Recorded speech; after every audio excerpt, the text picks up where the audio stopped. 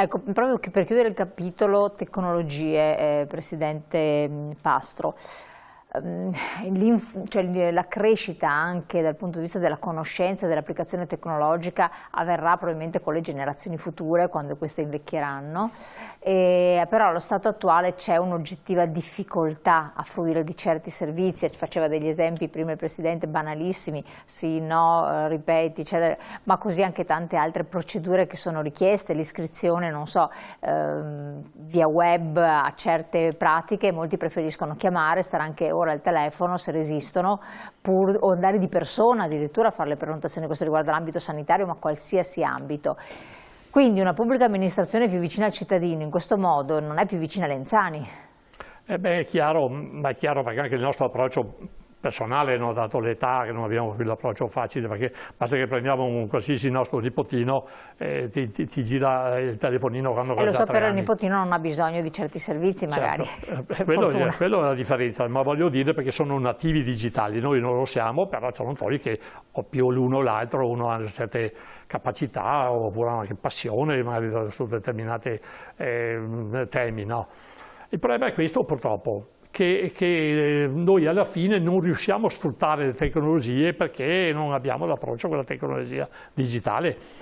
D'altronde io ho fatto delle esperienze a livello associativo. Io provengo dalla provincia di Treviso, la nostra provincia conta solo 8.000 soci, non è che siamo in pochi, divisi in mano media. Abbiamo fatto i corsi per operare con i computer, i corsi anche per poter operare con i telefonini, così per poter insegnare tutte le tecnologie. Però riusciamo a fare qualche centinaio di persone, non riusciamo a arrivare Quindi anche non c'è tanta partecipazione. C'è, però non riesci a raggiungerli tutti. Questo no, io vedo tantissimi sanno usare il telefono perché sanno rispondere, chiudere o chiamare il numero di telefono e basta, però per usare a pieno, perché adesso si parla sempre delle app, perché è così ad oggi come oggi. Qualcuno dice cos'è le app, non ti guarda, non sa neanche cosa vuol dire.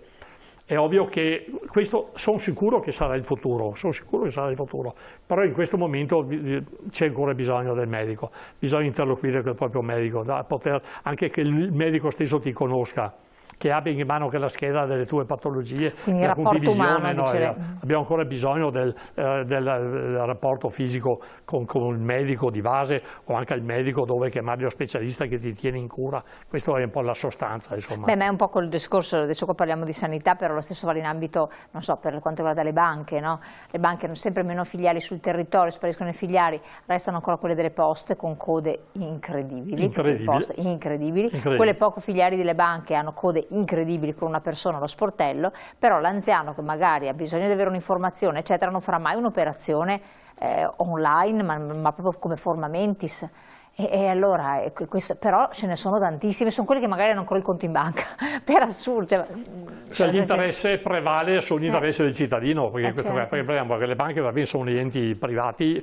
Ma è proprio un servizio anche al cittadino. Però è un servizio che è importantissimo, perché oggi come oggi ormai io vedo, perché conosco questo tema molto bene, che chi è bravo, chi ce la fa, ma quasi tutti ormai insomma vanno sui bancomat, vanno lì a prendersi i soldi, ma quando ci sono altre cose bisogna che tu prendi appuntamenti su appuntamenti, ci vuole tempo, ci vuole qua, cioè è diventato. E che per fortuna è pensionato a tempo, no? In genere l'anziano ha anche tempo per fortuna, però bisogna avere anche costanza. Ma la filiale non è mica sul stesso paese, adesso ci sono paesi interi, parliamo del Trevigiano dove ci sono tutti i paesi dislocati, hanno chiuso, cioè le banche, desertificazione degli sportelli. Chiuso gli sportelli non è semplice. Anche perché parliamo di materia che magari non sono a conoscenza, magari hanno qualche soldino, magari impegnato con i fondi, insomma, cose che aveva fatto a suo tempo. Ogni tanto uno deve avere le proprie informazioni, no? Capire, e non c'è più davanti allo sportello, che questo qui è molto importante, parlando di questo tema. Ma purtroppo il mondo sta cambiando, questo siamo d'accordo, però io spero che piano si possa sempre più risolvere questi problemi. Deve dire qualcosa a questo riguardo? Sì, proprio oggi sono andato a fare un deposito in banca e la cassiera mi ha detto che guardi che da adesso in avanti sarà sempre più di adoperare la cassa online, diciamo quella col bancomat, sia per versare sia per prelevare e tutto quanto, quindi non c'era neanche là in banca il rapporto diretto col funzionario, si andrà a lavorare con la macchinetta.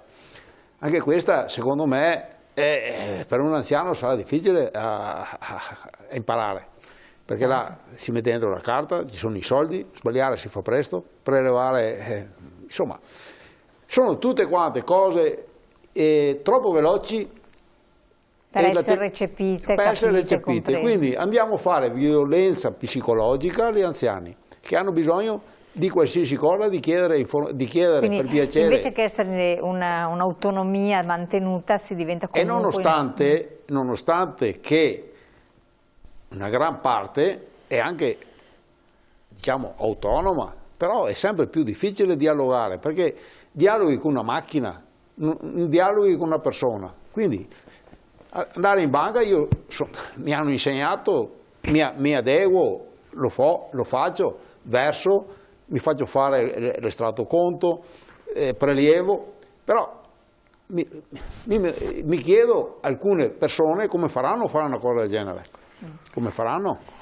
Qui si riallaccia la questione, appunto, di cui lei aveva accennato anche prima, del problema di inserimento sociale, mantenersi attivi nella società, che non è solo quella strettamente la famiglia, ma proprio anche il contesto dei coetanei, eccetera, e quindi invecchiamento attivo in un contesto sociale articolato.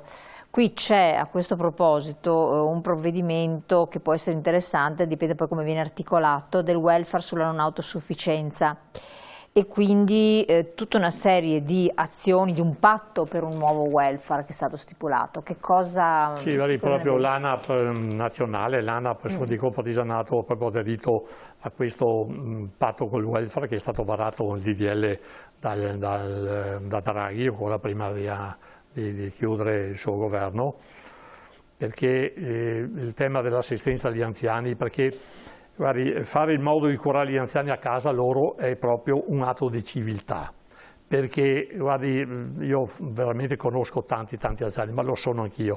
Noi siamo come gli alberi, no? Che più grandi diventiamo, più le radici attaccano per terra. Gli anziani la stessa cosa, no? Più anziano diventa e più si attacca alle radici della propria casa. Di conseguenza bisogna puntare tantissimo sul fatto di chi non può, di chi ha la possibilità, diciamo, di poter rimanere in casa, essere curato in casa. È importantissimo questo.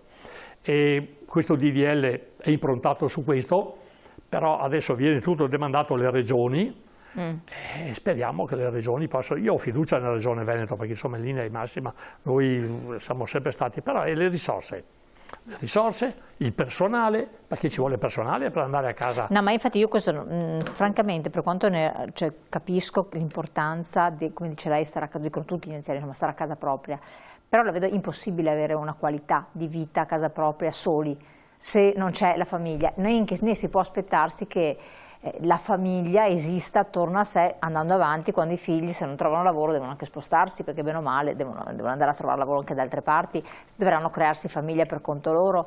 Per cui come si fa a essere autonomi, autosufficienti, invecchiare attivamente con un'assistenza a casa, quando magari c'è lei, che siete dislocati in tanti luoghi diversi e tutti avreste bisogno comunque... Certo. Una volta alla settimana è anche poco, penso. Lo so, ma ci sono purtroppo... Allora a quel punto cosa succede? Che ti prendi una badante. Ma quanto costa?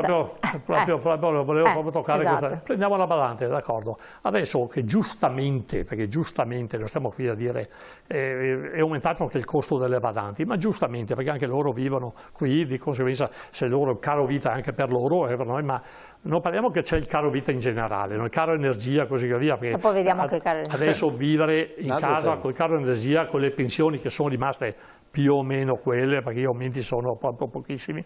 Di conseguenza c'è anche tutta questa storia messa insieme, perché anche c'è il tema anche appunto delle badanti.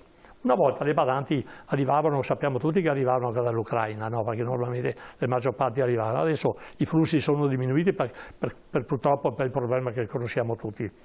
Non è semplice, perché ci sono, appunto, come diceva lei, sempre persone sole. Una volta alla settimana, dipende dalle patologie, se uno è... No, l'assistenza eventualmente della regione può avvenire una volta ogni 7 giorni, la badante deve stare sempre, perché non è che uno può avere una badante una volta a settimana. E chi è che se la può permettere però? Infatti è quello il discorso. Se non c'è la badante, bisogna andare sulle case di riposo. Le case di riposo sono sempre le stesse, ma anche le case di riposo hanno aumentato molto le rette. Sì. Ma perché? Perché io capisco che sono aumentate, perché anche per loro il caro energia è aumentato, il caro del personale, il caro di tutto.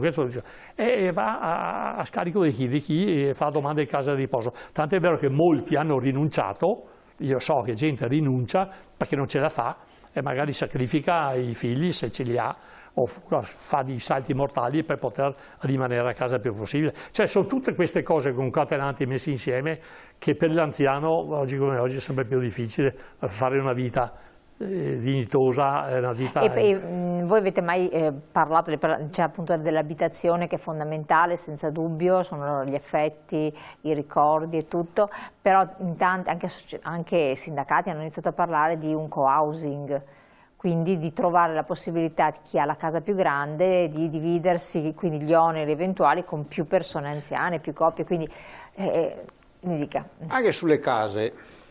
Cioè vivere insieme in una stessa casa, anche sulle più case. persone. L'anziano, negli anni 70, noi abbiamo costruito tanto, ma oggi non sono più adeguate. Questa era l'altra questione. Ecco perché nei piani regolatori dovrebbe essere un piano regolatore che prevede il cambiamento sociale. Se noi fra pochi anni saremo una volta e mezza i giovani, gli anziani, motivo in più che bisognerà prevedere quartieri di comunità, oppure case di comunità o quartieri di comunità. Non serve la casa di 300 metri, ma bensì una casa magari da 50 metri, ben attrezzata, con tecnologie moderne. Quello è. Quindi valutiamo anche che i nostri tecnici, la cultura della costruzione deve cambiare totalmente, oppure trovare mezzi di sistemare le nostre case adeguate all'anziano. 3 piani, e tutte queste cose qua sono cose ormai che sono insostenibili nelle famiglie per un anziano. E volevo anche aggiungere un'altra cosa. L'anziano solo, come diceva il mio presidente Pastro, che è a casa, che non vuole, perché ci sono tanti che non vogliono andare a casa a riposo e così via, ci sono tanti che hanno ancora la mentalità io sto a casa mia e questo e quello. Ben vengano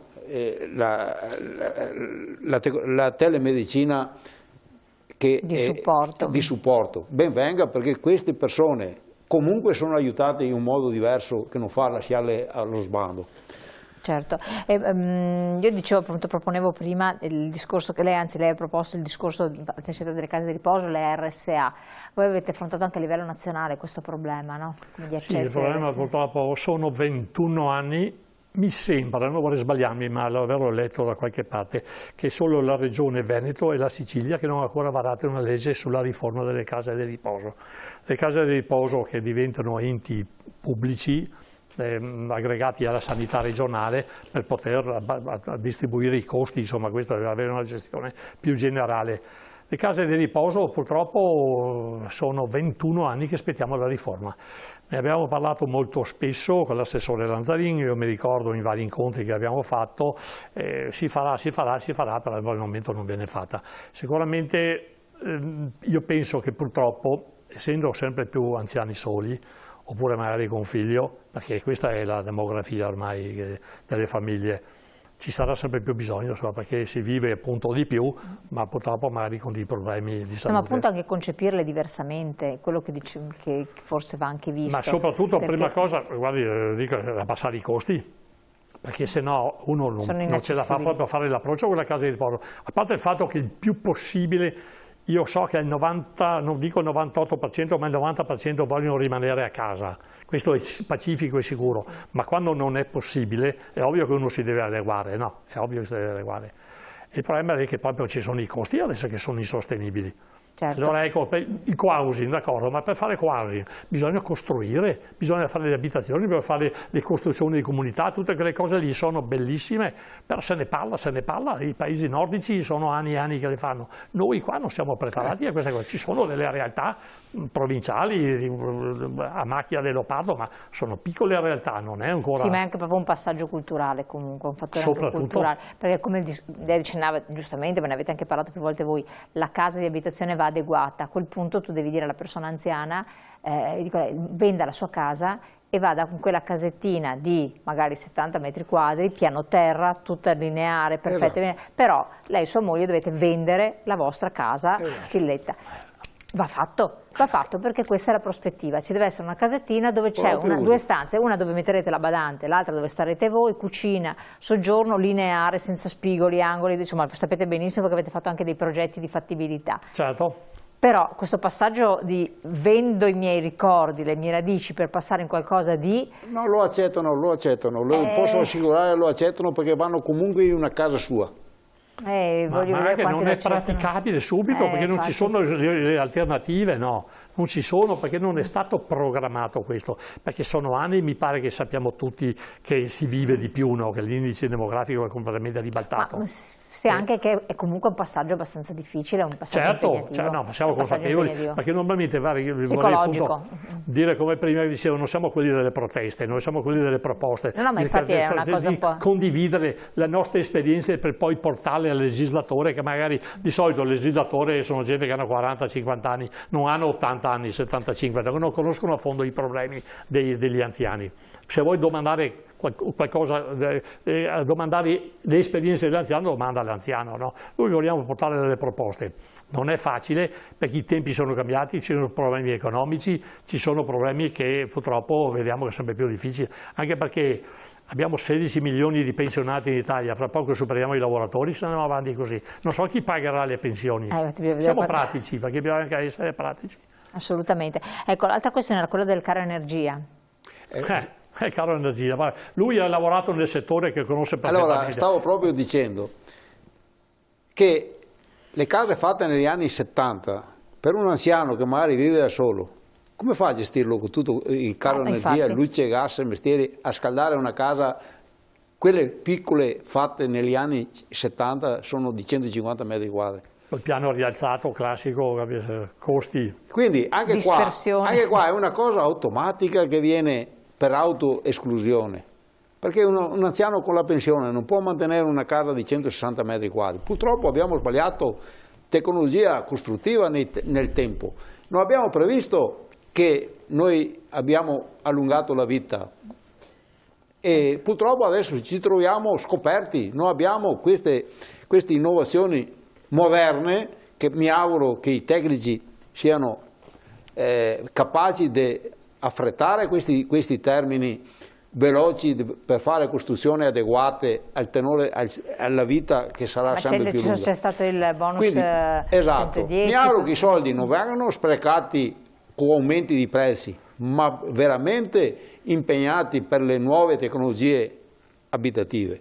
Ma le tecnologie abitative già ci sono, si tratta che appunto uno deve attuarle a casa propria, quindi deve fare delle ristrutturazioni importanti o cambiare casa. Esatto, non c'è altra alternativa, non c'è alternativa e bisogna adeguarsi.